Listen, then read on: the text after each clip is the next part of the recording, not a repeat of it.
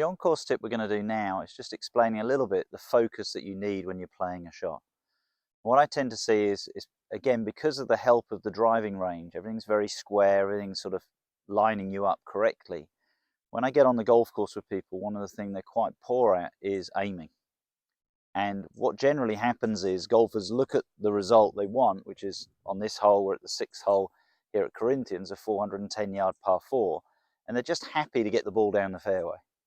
Now, the way I look at it is if your target is the fairway, that's quite a big area.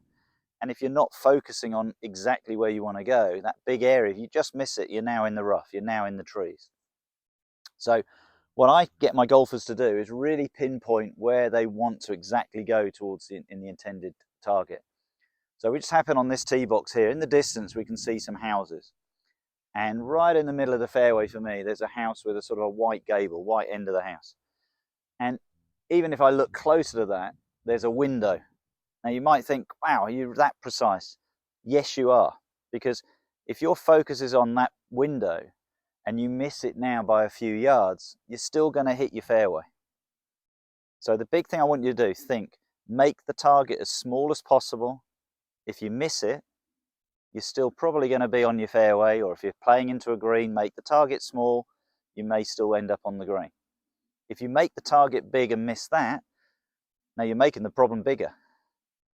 So you make, in my mind, the target as small as possible, your focus becomes better, your setup becomes better, you commit to that line. We're not perfect, the chances are you're going to be down that fairway. So what I do is I'll come back, encourage my golfers to come back here, look down the line. I'm now focusing on that window. And as I walk into the ball, my focus is solely on that window. I'm looking at the 2 bits of glass on that window I can see in the distance. I set up, now I feel now everything's focusing on that.